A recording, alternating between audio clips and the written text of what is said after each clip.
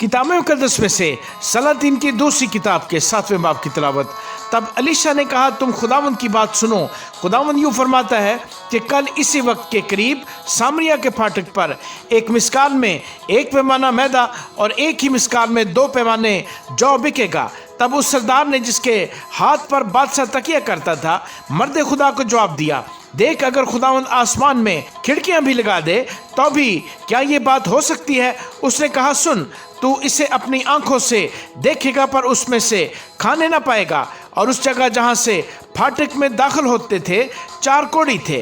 उन्होंने एक दूसरे से कहा, हम यहाँ बैठे बैठे क्यों मरें? अगर हम कहें कि शहर के अंदर जाएंगे तो शहर में काल है और हम वहाँ मर जाएंगे, और अगर यहीं बैठे रहें तो भी मरेंगे। सो आओ हम अरामी लश्कर में जाएं। अगर वो हमको जीता छोड़ें तो हम जीते रहेंगे, और अगर वो हमको मार डालें तो हमको मरना ही तो है। बस वो शाम के वक्त उठे कि अरामियों की लश्करगाह को जाएं, और जब वो अरामियों की लश्करगाह की बाहर की हद पर पहुंचे तो देखा वहां कोई आदमी नहीं है, क्योंकि खुदावन ने रथों की आवाज़ और घोड़ों की आवाज़, बल्कि एक बड़ी फौज की आवाज़ अरामियों के लश्कर को सुनवाई। सो वो आपस में कहने लगे कि देखो, शाह इस्राएल ने हित्तियों के बादशाहों और मिस्रियों के बादशाहों को हमारे खिलाफ उजरत पर बुलाया है ताकि वो हम पर चढ़ाएं। इसी वो उठे और शाम को भाग निकले और अपने डेरे और अपने घोड़े और अपने गधे, बल्कि सारी लश्करगाह जैसी की तैसी छोड़ दी और अपनी जान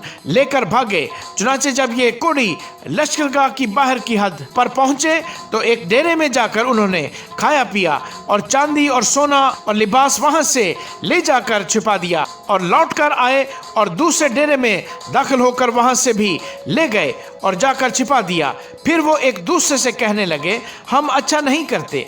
आज का दिन खुशखबरी का दिन है और हम खामोश हैं। अगर हम सुबह की रोशनी तक ठहरे रहें तो सजा पाएंगे। बस आओ हम जाकर बादशाह के घराने को खबर दें। सो उन्होंने आकर शहर के दरबान को बुलाया और उनको बताया कि हम अरामियों की लश्करगाह में गए और देखो, वहाँ ना आदमी है ना आदमी की आवाज़, सिर्फ घोड़े बंधे हुए और गधे बंधे हुए और खैमे जूं के तू हैं। और दरबानों ने पुकार कर बादशाह के महल में खबर दी। तब बादशाह रात ही को उठा और अपने खादमों से कहा कि मैं तुमको बताता हूँ अरामियों ने हमसे क्या किया है। वो खूब जानते हैं कि हम भूखे हैं। सो वो मैदान में छिपने के लिए लश्करगाह से निकल गए हैं और सोचा है कि जब हम शहर से निकलें तो वो हमको जीता पकड़ लें और शहर में दाखिल हो जाए। और उसके खादमों में से एक ने जवाब दिया कि ज़रा कोई उन बचे हुए घोड़ों में से जो शहर में बाकी हैं 5 घोड़े ले। वो तो इसराइल की सारी जमात की मानद है जो बाकी रह गई है, बल्कि वो उस सारी इसराइली जमात की मानद है जो फना हो गई, और हम उनको भेज कर देखें। सो उन्होंने 2 रथ घोड़ों समेत लिए और बादशाह ने उनको अरामियों के लश्कर के पीछे भेजा कि जाकर देखें।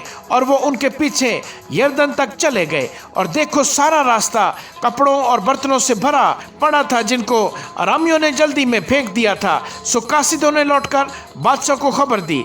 तब लोगों ने निकलकर अरामियों की लश्करगाह को लूटा। सो 1 मिस्काल में 1 पैमाना मैदा और 1 ही मिस्काल में 2 पैमाने जौ खुदावंद के कलाम के मुताबिक बिका। और बादशाह ने उसी सरदार को जिसके हाथ पर तकिया करता था फाटक पर मुकर्रर किया, और वो फाटक में लोगों के पाँव के नीचे दबकर मर गया, जैसा मर्द खुदा ने फरमाया था, जिसने ये उस वक्त कहा था जब बादशाह उसके पास आया था। और मर्द खुदा ने जैसा बादशाह से कहा था कि कल इसी वक्त के करीब 1 मिस्काल में 2 पैमाने जौ और 1 ही मिस्काल में 1 पैमाना मैदा सामरिया के फाटक पर मिलेगा, वैसा ही हुआ। और उस सरदार ने मर्द खुदा को जवाब दिया था कि देख, अगर खुदावंद आसमान में खिड़कियां भी लगा दे तो भी क्या ऐसी बात हो सकती है? और इसने कहा था कि तू अपनी आंखों से देखेगा पर उसमें से खाने ना पाएगा। सो उसके साथ ठीक ऐसा ही हुआ, क्योंकि वो फाटक में लोगों के पाँव के नीचे दबकर मर गया। आमीन।